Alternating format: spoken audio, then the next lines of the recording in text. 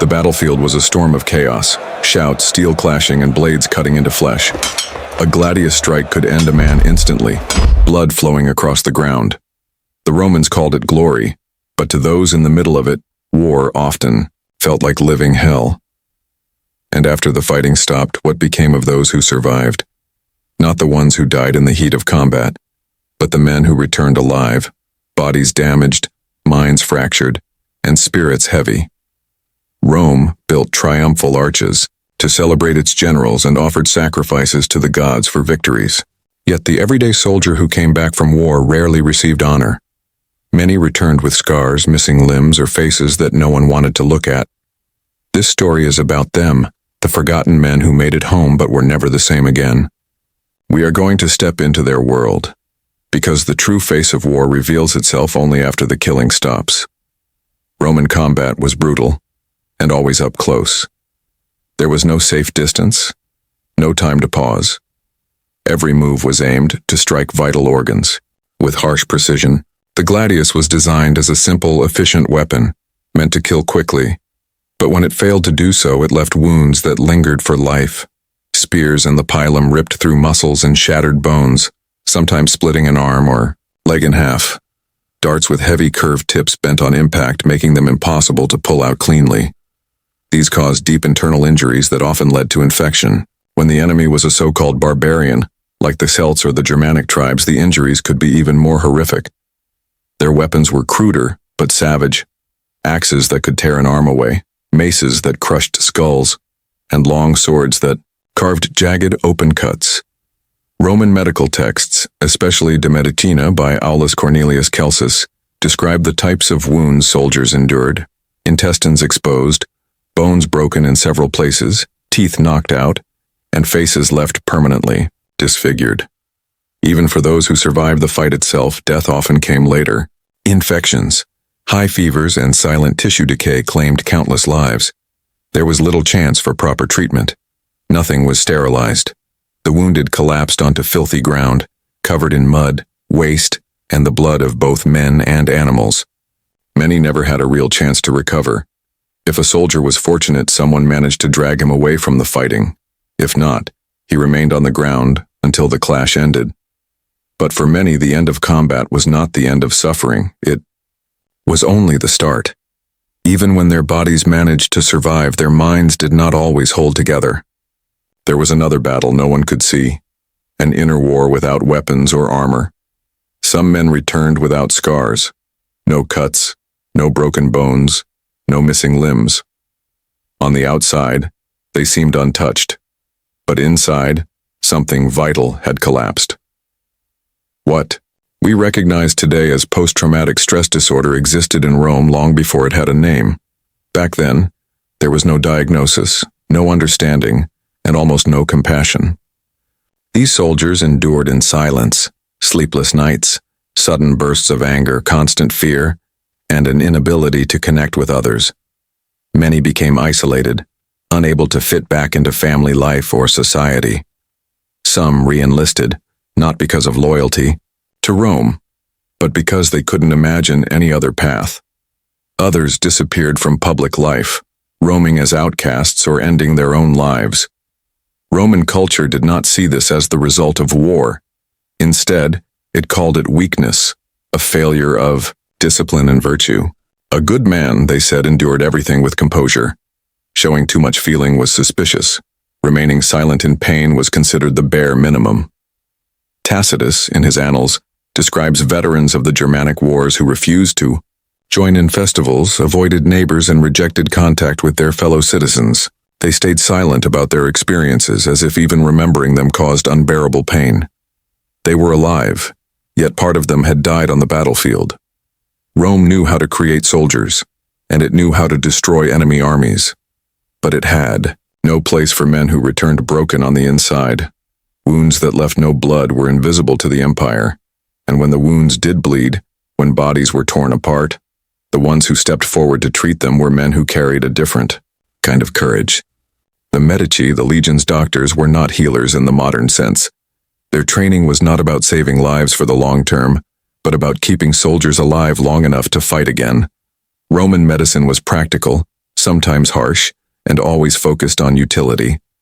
Every permanent Roman camp had its own valetudinarium, a military hospital carefully divided into different sections. One for open wounds, another for fevers, another for infections, and one for recovery. The Medici followed the writings of authors, such as Celsus, Galen, and Dioscorides. They used wine and vinegar as disinfectants and relied on plants like mandrake and willow bark to dull pain. But when injuries were serious, there were no gentle remedies. Fire and iron were the only answers. Red-hot metal was pressed to wounds to stop bleeding through cauterization. If an injury turned foul and began to rot, amputation was the only choice left. Their tools were simple but brutal: bronze saws, iron hooks, rough forceps. For anesthesia, there was little more than wine, and, if fortune allowed, a natural sedative. According to accounts, the screams from these operations could be heard across the entire camp. Deaths were frequent, but the Medici earned both respect and fear, not because they cured, but because they held power over life and death. They decided who could be patched up to fight again, who would lose a limb, and who would never leave the bed. They were less like gentle healers and more like emergency surgeons in a world where every wound carried a verdict. And even if a soldier escaped their hands and survived treatment, another challenge waited: leaving the battlefield and reaching safety. When far from a permanent camp, badly injured men had to endure transport that today would be seen as unbearable. Makeshift stretchers were built with spears and cloaks. Carts without suspension, pulled by oxen, rolled over mud and stone roads. Every jolt brought agony. Roman logistics were highly effective, but they were never designed with compassion in mind. The goal was to move troops, not protect the suffering of the wounded. When battles ended and the terrain was unstable, many soldiers did not survive the journey. They died in silence, broken by the rough motion of the roads before reaching help. In the imperial period, advances in military infrastructure slowly improved these conditions, but for countless men, relief came too late. The valetudinarium became standard in Rome's larger permanent camps. These early military hospitals were simple by modern standards. They had separate rooms for different kinds of treatment, basic drainage channels for dirty water, rows of wooden beds, and a supply of surgical tools made of copper or iron. Still, even inside these facilities, safety was never guaranteed. Roman physicians had no understanding of germs or bacteria, which meant infection was almost unavoidable. A soldier might escape the enemy's blade only to be struck down later by invisible threats hiding in dirty cloths, unwashed hands, or reused instruments. Inside the quiet halls of the valetudinarium, far from the screams of battle, another fight began. Against infection, against time, and against the slow breakdown of the body itself. For the severely wounded, the most dangerous enemy was not a sword but gangrene. Without antibiotics or knowledge of bacteria, even a small puncture could spiral into deadly necrosis. Flesh would darken, rot would set in, and the stench of decay often arrived before the fever. Survivors described the agony as relentless, burning pain, chills, and delirium that never ceased. Roman doctors did what they could with the knowledge they had. They tried herbal remedies mentioned by Dioscorides in his De Materia Medica, compresses made of elder, rue, or garlic. Sometimes these treatments eased swelling, but often they only delayed the inevitable. Galen, one of Rome's most famous physicians, admitted that in many cases the only possible solution was amputation, yet even cutting off the limb offered no guarantee. Without true hygiene, the patient often died from septicemia, a full-body infection that medicine of the time could not stop. Infection did not care about rank or honor. Decorated veterans died in the same way as new recruits, feverish and weak, lying on rough wooden beds at the edge of the empire. The struggle against gangrene was not glorious, but it claimed more lives than many battles. There was nothing glorious about this part of a soldier's life. No crowds, no cheers, only silence and hardship. For the men who survived their wounds, the question became, what happened next? What did Rome do with those who could no longer carry a shield or wield a sword? Rome promised much to its legionaries, and in some cases, it delivered. A soldier who managed to serve for 20 or 25 years could receive a missio honesta, an honorable discharge. This came with meaningful rewards, generous compensation, a grant of land, a lifelong pension, and for non-Romans, the prize of Roman citizenship. Many of these veterans were resettled in military colonies where they lived out their days as farmers, traders, or respected figures in their local communities. It was the empire's way of rewarding years of bloodshed and loyalty. But for most of the seriously wounded, that future never arrived. Men who could no longer serve were dismissed before reaching the required years of duty under what was called missio causaria, a discharge for medical reasons. On paper, it carried a tone of honor. In reality, it came without the rewards of the missio honesta. These men went home with broken bodies, no land, no steady pay, and no state protection. They depended on family members, the charity of their commanders, or simply luck. Despite glorifying the image of the warrior, Rome rarely offered support to those who could no longer fight. Its monuments praised the victories, the generals, and the legions that seemed invincible. But the maimed soldiers who made those victories possible were left unrecognized. For every veteran celebrated with land and honor, there were dozens more, hidden away in provincial streets, scarred, shunned, and seen as burdens in a society that praised strength but despised disability.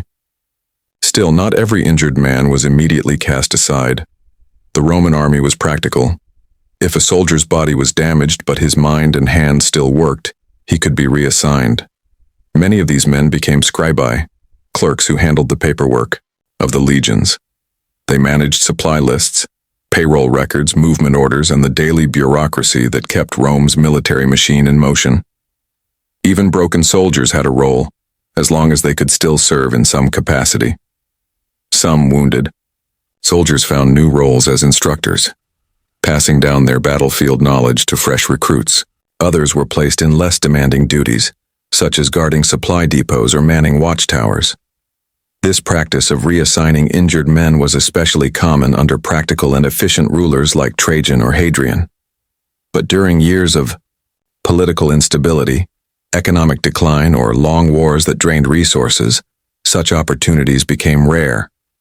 Everything depended on the circumstances, the policies of the time, the judgment of local commanders, the number of positions available, and often the personal goodwill of those in charge. For many veterans, these lighter or administrative posts were a lifeline. They allowed a man to preserve some dignity, remain part of the military system, and carve out a place within the structure that had defined his life. But it was never guaranteed. For every soldier who managed to stay within the army in one form or another, there were others who fell into ruin. And the worst fate was not physical injury, it was dishonor. The missio ignominiosa was the harshest type of discharge in the Roman army. It was reserved for men accused of cowardice, desertion, serious disobedience, or behavior judged unworthy of a legionary. This punishment went far beyond losing one's post. It was a complete social condemnation. The soldier expelled under ignominy lost everything. No land, no pension, no honors. His name was struck from the rolls in disgrace. In a culture where honor was everything, this meant far more than poverty. It was the stripping away of identity itself. Many of these disgraced ex-soldiers ended up living on the edges of society, without work, without protection, and without respect. Inscriptions from frontiers like Britannia confirm that some men, even when wounded, carried the brand of ignominy until death. Other accounts speak of veterans abandoned by their own families, treated as if they carried a moral disease. In Rome, ideals such as courage, loyalty, discipline, and strength defined the image of manhood. To be cast out in shame was to lose not just a career, but one's very place in the Roman world. To lose honor in Rome meant more than just leaving the army. It meant being cut off from the very meaning of citizenship itself. For countless wounded veterans, the battles had ended, but the fight to survive continued. Without the promise of pensions, without land, and often without family support, these men had no choice but to find new ways to earn a living, even while carrying bodies broken by years of service. Some tried to rebuild their lives with whatever small payment they had received upon discharge. A few opened taverns, repair shops, or worked as street sellers in crowded markets. Others managed to secure modest public jobs in cities or provinces, serving as market inspectors, urban guards, or minor clerks in local administrations. These roles were not prestigious, but they provided food, stability, and in some cases, a little respect. But not everyone found such chances. Many turned to darker paths. Some, still strong enough to handle weapons, became mercenaries, selling their skills to senators, wealthy aristocrats, or traveling merchants who needed protection. Others entered gladiator schools, where once again violence became their profession. This, time for entertainment. One famous example is Spiculus, a gladiator during the reign of Nero, who may have started his life as a soldier before entering the arena. The amphitheater promised fame and wealth, but it also carried the constant risk of a quick and brutal death. For many, it was the only way to transform pain into survival, trading honor for bread. Rome carved its warriors into marble statues, yet at the same time exploited their suffering in bloody spectacles for the crowd. For some veterans, dying in the arena seemed more dignified than being forgotten. But the hardest fate was reserved for those who found no land, no work, and no chance of reintegration. In cities such as Rome, Alexandria, or Carthage, it was common to see wounded ex-soldiers living as beggars, missing limbs, scarred faces, and empty eyes, surviving only on charity. These were once men of the legions, who had marched as part of the strongest army in the world, now reduced to pleading in the shadows of temples. Some were so abandoned that they were not even remembered as veterans. They were left behind, forgotten by the state, neglected by society, and abandoned by almost everyone. The honor and glory that once kept them going had faded away. Emperor Augustus attempted to address this growing problem by creating the Aerarium Militare, a special military treasury funded through taxes that was meant to cover soldiers' pensions. On paper, it was groundbreaking, an official guarantee of support for those who had served Rome. And for a while it actually worked. Under strong and disciplined rulers like Vespasian, the fund was maintained and even strengthened. But under emperors such as Nero, the money was often ignored or drained to pay for palace extravagances. The harsh truth was that during times of political or financial crisis, the first people to be abandoned were the men who could no longer fight. Countless veterans died waiting for pensions that never arrived. A small number managed to survive thanks to minor jobs offered by sympathetic commanders or local governors, but the majority simply vanished into the faceless crowd of the empire, an empire that had no shortage of ways to use their strength, yet almost no system to heal their wounds or honor their sacrifices. Rome achieved victories across 3 continents. It destroyed kingdoms, raised new cities, and built monuments that still stand today. But behind every triumph carved in stone were thousands of ordinary men, scarred, broken, and bleeding for an empire that often discarded them once they were no longer useful. This story is not about generals, emperors, or statues. It's about the common soldier, the men who lost legs, eyes, brothers, and then returned home only to be met with silence, neglect, or hardship.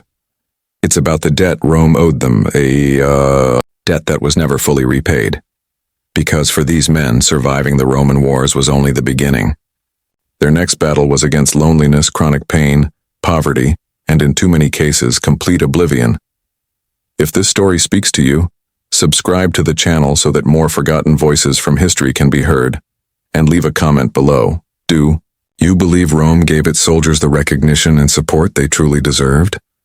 As always, may Mars guide you in battle.